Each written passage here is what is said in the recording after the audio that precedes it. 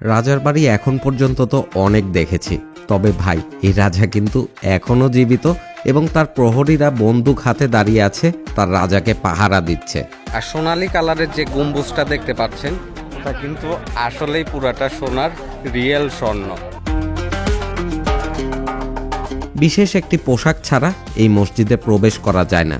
আর জাকির নায়েক, মিজানুর রহমান আজহারের মতো অনেক বড় বড় ইসলামিক স্কলারেরাও কিন্তু এই মসজিদে সালাত আদায় করেছে।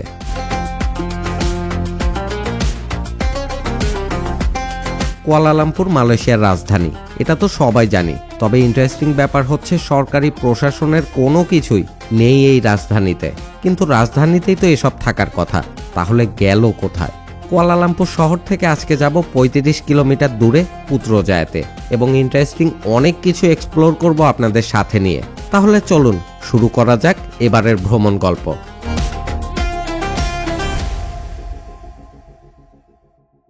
আজকে সকাল সকাল ঘুম থেকে উঠে একটা খারাপ এক্সপিরিয়েন্স হলো। একটা পাগল টাইপের একটা মেয়ে এসে পাগলামি করলো।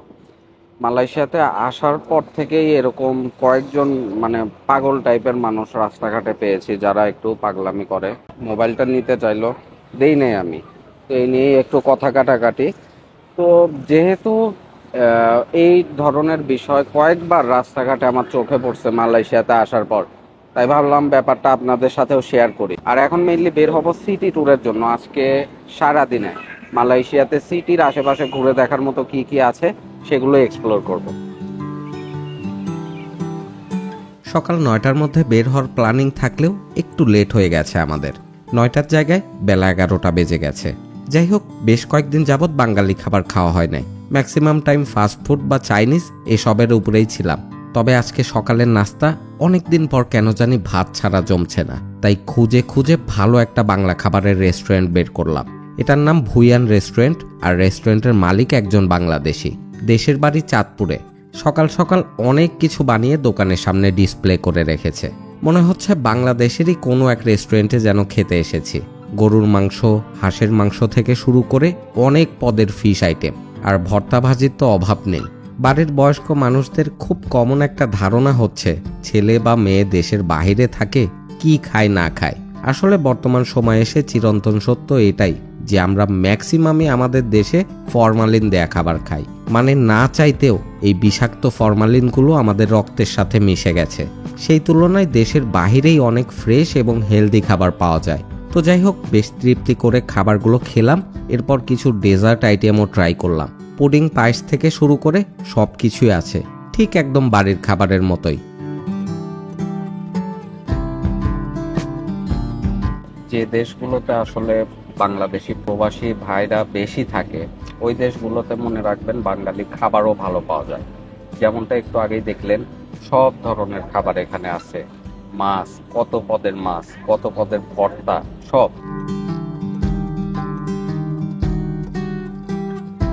এখন যাচ্ছি পুত্রজায়াতে। আজকে সারাদিন সেখানেই ঘুরে বেড়ানোর প্ল্যানিং, এবং সবশেষে হাতে সময় পেলে মালয়েশিয়ার সেই বিখ্যাত পেট্রোনাস টুইন টাওয়ারে যাওয়ারও পরিকল্পনা রয়েছে। আর যেতে যেতেই বলে রাখি, আপনারা অনেকেই ভিডিও কমেন্টের মাধ্যমে আমার সাথে ভ্রমণের আগ্রহ প্রকাশ করেছেন। আমি আমার ভ্রমণের আপডেট আমার নতুন ফেসবুক পেজে শেয়ার করি, সেখানে একটা ফলো দিয়ে রাখতে পারেন। এতে করে আমার সাথে কানেক্ট হতে আপনার সুবিধা হবে, এবং পরবর্তী ট্যুরগুলোতে ট্যুর পার্টনার হিসেবে আমার সাথে জয়েন হতে পারবেন খুব সহজেই। প্রায় ৪৫ মিনিটের মতো সময় লাগলো আমাদের পুত্রজায় পৌঁছাতে। যে ব্রিজটি এখন আমরা পার হচ্ছে এটার নাম সেরি ওয়া আসান ব্রিজ। পুত্রজায় সেক্টর ২ এবং সেক্টর ৮-এর মধ্যে এই ব্রিজটি মূলত সংযোগ স্থাপন করেছে। মালয়েশিয়ার রাজধানী বলতে আমরা শুধু কুয়ালালামপুরকেই চিনি, বাট ১৯৯৯ সাল থেকে এই পুত্রজায় মালয়েশিয়ার প্রশাসনিক রাজধানী হিসেবে কাজ করে আসছে। মূলত কুয়ালালামপুরে চাপ কমানোর জন্যই পুত্রজায়াতে এটা ট্রান্সফার করা হয়। আর এখন এই ব্রিজের উপরে দাঁড়ালাম কয়েকটা ছবি টবি তোলার জন্য। ঠিক আমার পিছনেই দেখতে পাচ্ছেন মসজিদ পুত্র। এই মসজিদেই বিভিন্ন বড় বড় স্কলার যারা আছেন, যেমন জাকির নায়েক এই মসজিদে জুম্মার নামাজ আদায় করেছেন। মিজানুর রহমান আজহারিও এই মসজিদেই কিন্তু জুম্মার নামাজ আদায় করেছেন। মূলত বড় একটি নৌকার পালকে অনুকরণ করে ব্রিজটি নির্মাণ করা হয়েছে। আর ব্রিজটি সম্পর্কে যেন ঘুরতে আসা পর্যটকেরা আরও ভালোভাবে সবকিছু জানতে পারে, তার জন্য ডিটেলসে সবকিছু এখানেই লেখা আছে।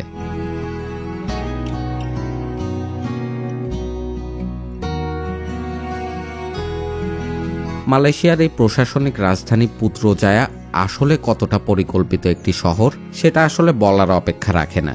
এই শহরের চারপাশটা দেখলে খুব ভালোভাবে বোঝা যায় সেটা।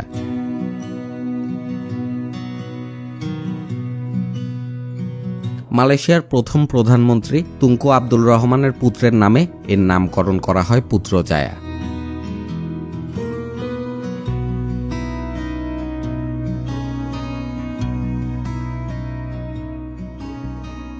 মসজিদ পুত্র সামনেই নামিয়ে দিল আমাকে এখন, আর প্রচন্ড গরম এখানে, তার মধ্যে ভুলে সানগ্লাসটাও আজকে রুমেই ফেলে এসেছি। তো দেখতেই পাচ্ছেন মসজিদটা কিন্তু খুবই সুন্দর, আইকনিক একটা মসজিদ। ছোটবেলায় ক্যালেন্ডারের পাতায় মসজিদটা দেখতাম। মসজিদের মূল প্রবেশদ্বার এটাই, আর এখানে সব ধর্মের মানুষেরাই ভিতরে ঢুকে পরিদর্শন করতে পারে। শুধুমাত্র নামাজের সময় অন্য ধর্মের মানুষের প্রবেশ শিথিল রাখা হয়। এই মসজিদের নির্মাণ কাজ শুরু করা হয়েছিল 1997 সালে, আর কাজ শেষ করতে সময় লেগেছে 2 বছর। আমার সামনে লম্বা হুডি টাইপের কাপড় পরা যাদের দেখতে পাচ্ছেন, মূলত মসজিদে প্রবেশ করার সময় তাদের এই কাপড় পরানো হয়েছে। এই পোশাকটিকে বলা হয় রোবে, যা সম্পূর্ণ শরীর মানে মাথা থেকে পা পর্যন্ত একদম ঢেকে রাখে। যেহেতু এটি একটি পবিত্র স্থান, তাই যাদের পোশাক হাঁটুর উপরে তাদেরকে এটা পরানো হয়, এবং ছেলে মেয়ে উভয়ের ক্ষেত্রেই একই নিয়ম। আর এই পোশাকটি কিন্তু একদম বিনামূল্যেই দেয়া হয়। ধর্মের প্রতি শ্রদ্ধা রেখে দেখেন এখানে সকল ধর্মের মানুষই কিন্তু জুতা খুলে ভিতরে পরিদর্শন করছে। মসজিদের গোলাপি রঙের গম্বুজটি পারস্য এবং ইসলামী স্থাপত্যের মিশ্রণে তৈরি, আর এটার মিনারের উচ্চতা 116 মিটার।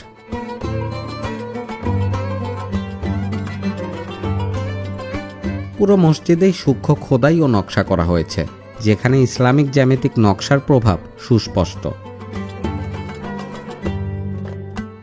মালয়েশিয়ার বৃহত্তম মসজিদগুলোর মধ্যে এটিও একটি, যেখানে 15,000 মুসল্লি একসাথে নামাজ পড়তে পারে।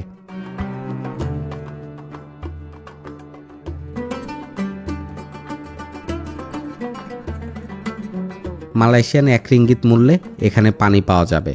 এছাড়াও জুস বা চিপসের মতো খাবারের ব্যবস্থাও আছে মসজিদের ভিতরেই। মেশিনে টাকা বা কয়েন ঢোকালেই বেরিয়ে আসবে পছন্দের খাবারটি।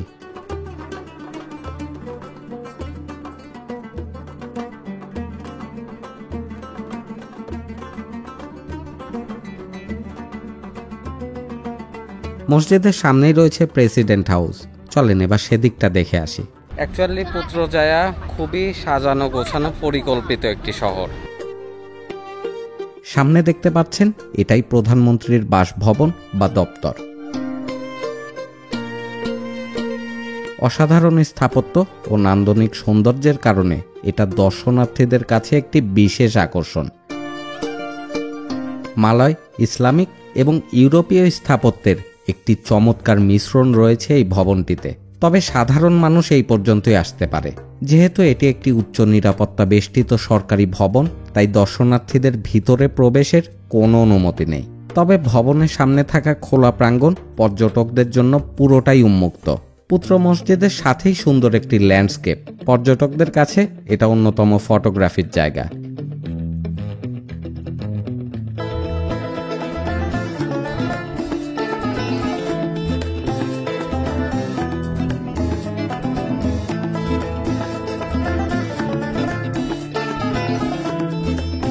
এদিকটায় ঘুরে বেশ ভালোই লেগেছে আমার কাছে। এখন যাচ্ছি পরবর্তী গন্তব্যে। আর মালয়েশিয়ার রাস্তা এখন পর্যন্ত কোথাও একটুও ভাঙা পেলাম না। এত সুন্দর মসৃণ রাস্তা এই দেশে যা বলার মতো না। পুত্রজায়া থেকে এখন আমরা আবার চলে এলাম কুয়ালালামপুর শহরের জালান তুঙ্কু আব্দুল হালিম এলাকায়। এখানে আসার প্রধান কারণ একটাই, সেটা হচ্ছে কিং প্যালেস চোখের সামনে থেকে এক নজর দেখা। এখন আমি দাঁড়িয়ে আছি কিং প্যালেসের ঠিক সামনে। ওই যে ওই পাশেই দেখা যাচ্ছে কিং প্যালেস। চলেন এবার এটা আপনাদেরকে ঘুরে দেখাই।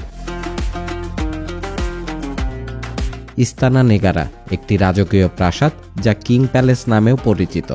কিং প্যালেসের সাধারণ দর্শনার্থীরা এই পর্যন্ত আসতে পারবে। ওই যে সামনে যে মূল ফটকটা দেখতে পাচ্ছেন ওইটার ভিতরে ঢোকার অনুমতি নাই। আর সোনালী কালারের যে গম্বুজটা দেখতে পাচ্ছেন ওটা কিন্তু আসলেই পুরাটা সোনার, রিয়েল স্বর্ণ। মালয়েশিয়ার রাজা ও তার পরিবারের বাসভবন। রাজাকে সবসময় এভাবেই পাহারা দেন এখানকার প্রহরীরা। প্রাসাদে রয়েছে দুটি সুবিশাল সোনালী গম্বুজ, যা এই প্রাসাদের মূল আকর্ষণ। গেটের সামনে প্রতিদিন গার্ড চেঞ্জিং সেরিমনি ও প্যারেড হয়, তবে সেটা মিস করে ফেলেছি। কিং প্যালেসের পাশেই এই যে আমার পিছনে একটা সুভেনিয়ার শপ আছে। বাট একটা কথা মনে রাখবেন, আপনি যখনই কোনো ট্যুরিস্ট প্লেসের এরকম সুভেনিয়ার শপ থেকে কোনো কিছু কিনতে যাবেন, সেটার প্রাইস কিন্তু অনেক বেশি পড়বে। আমি আগের ভিডিওগুলোতে যে মার্কেট দেখিয়েছি শপিংয়ের জন্য, ওই মার্কেটে কিন্তু প্রাইস তুলনামূলক অনেক কম পাবেন। এই সুভেনিয়ার শপেও দেখলাম যে অনেক কিছুই আছে, ড্রেস থেকে শুরু করে খাবার থেকে শুরু করে। ঘুরে দেখতে পারেন, এমনিতে ভালো লাগবে, আর পছন্দ হলে নিয়েও নিতে পারেন। যেহেতু এখানে ভিতরে ঢোকার কোনো পারমিশন নেই, শুধু বাহির থেকে দেখা, তাই এখানে খুব বেশি সময় নষ্ট করব না। বড়জোর 5 মিনিট ঘোরাফেরা করে চলে যাব আবার পরবর্তী ট্যুরিস্ট প্লেসে। এখন যাচ্ছি মালয়েশিয়ার সেই বিখ্যাত পেট্রোনাস টুইন টাওয়ার দেখতে। তবে পথিমধ্যেই শুরু হয়ে গেল ঝুম বৃষ্টি। মালয়েশিয়ার আকাশে এখন হঠাৎ করেই বৃষ্টি।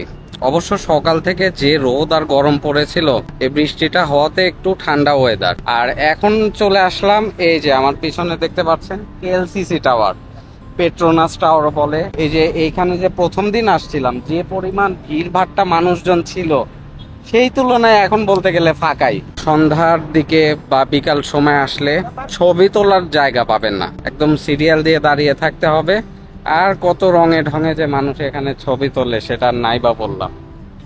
মালয়েশিয়াতে এখন রাস্তার মোড়ে মোড়ে ওদের দেশের ফ্ল্যাগ লাগানো। সামনের মাসে ওদের স্বাধীনতা দিবস, তো সেই উপলক্ষে কিছু ফ্ল্যাগস এক্সট্রা লাগানো হয়েছে। বিভিন্ন জায়গায় ফ্ল্যাগ লাগায় রাখে, দেখতেও কিন্তু সুন্দর লাগে এটা। এখানে একদল স্কুলের বাচ্চারা চলে আসছে। এখন যদি রোদ থাকতো তাহলে ঘুরে আর ভালো লাগতো না। এই সম্পূর্ণ টাওয়ারটাই রাতের বেলায় একদম আলোক সজ্জায় জ্বলে ওঠে। আপনারা সন্ধ্যার পরে আসলে এই জায়গাটা আরো বেশি ভালো লাগবে। এই টাওয়ারের সামনে দাঁড়িয়ে ছবি তোলাটাও কিন্তু বেশ চ্যালেঞ্জিং একটা ব্যাপার। দেখা যাবে যে পুরো টাওয়ারটা আনতে কষ্ট হয়ে যায় মোবাইলে। তো ছবি তোলার জন্য হট প্লেস হচ্ছে এইটা। আমার পিছনে যে লোকজন দেখতে পাচ্ছেন, এখানে যদি দেখাই, এই যে সামনে একটা সিঁড়ি আছে, আর এই সিঁড়ির সামনে দাঁড়িয়ে সবাই ছবি তোলে এই টাওয়ারটাকে ফ্রেম বন্দি করার জন্য। এটা সামনে একটা পানির ফোয়ারা আছে। এই দেখেন সবাই দাঁড়িয়ে, স্কুলের বাচ্চারা এখন ছবি তুলছে, এই টাওয়ারটাকে ফ্রেম বন্দি করবে। এখানে হচ্ছে ক্যামেরাম্যানের অবস্থাও খারাপ।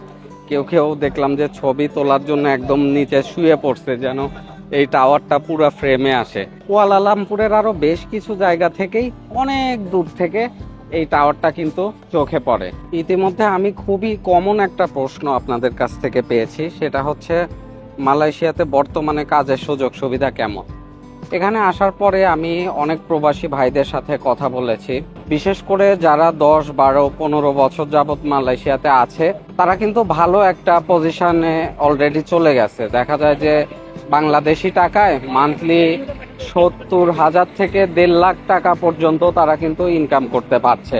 আর যারা বর্তমানে আসছে, যদি কোনো স্কিল ডেভেলপ করে আসে, সেটা হতে পারে আপনি ট্যাক্সি চালাতে পারেন, বা সেলুনের কাজ জানেন, রান্নার কাজ জানেন, এরকম অনেক সেক্টরে কাজ আছে। হোটেলের কাজও যদি জানা থাকে, তাহলে মালয়েশিয়া মোটামুটি কাজ পাবেন এখানে এসে। হোটেলগুলোতে যারা হোটেল বয়ের কাজ করে, এদের স্যালারি গড়ে 40 থেকে 50,000-এর মতো পেয়ে থাকে।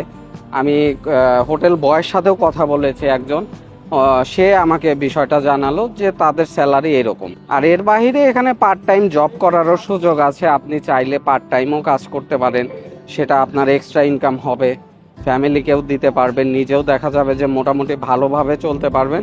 তো মেইন কথা এটাই, আপনি আসলে অবশ্যই কোনো একটা স্কিল ডেভেলপ করে আসবেন। আপনি একদমই কিছুই জানেন না, মালয়েশিয়াতে আসলেন যে ওখানে গেলেই তো কাজ পাওয়া যাবে, এরকম চিন্তা ভাবনা থেকে আমি বলবো না আসাই ভালো। আরো একটা গুরুত্বপূর্ণ টিপস আপনাদের সাথে শেয়ার করি, বিশেষ করে যারা দেশের বাইরে আসতে চাচ্ছেন, এসে কিছু একটা করতে চাচ্ছেন। আপনারা যে দেশেই যান না কেন, মালয়েশিয়া বলে কথা না, ওই দেশের ভাষাটা শিখে আসার ট্রাই করবেন। যেমন আপনি যদি এখন মালয়েশিয়াতে মালয়েশিয়ান ভাষা শিখে আসেন, বা যদি সিঙ্গাপুরে আসতে চান, সিঙ্গাপুরের ভাষা যদি শিখে আসতে পারেন, এটা আপনাকে যে কোনো কাজের ক্ষেত্রে অনেক সাপোর্ট দিবে। আপনার কাজ পাওয়াটা অনেক ক্ষেত্রে ইজি হয়ে যাবে। সর্বশেষ সর্বোপরি কথা হচ্ছে, আপনারা যে দেশেই যান না কেন, সেই দেশের নিয়ম কানুন এগুলো স্টাডি করবেন ভালোভাবে। প্রত্যেক দেশের আলাদা আলাদা কিছু নিয়ম আছে। আমরা তো আসলে অনেক নিয়মই মানতে চাই না, তবে যে দেশে যাবেন ওই দেশে কি কি নিয়ম অ্যান্ড রেস্ট্রিকশনস আছে এগুলো ভালোভাবে মেনে,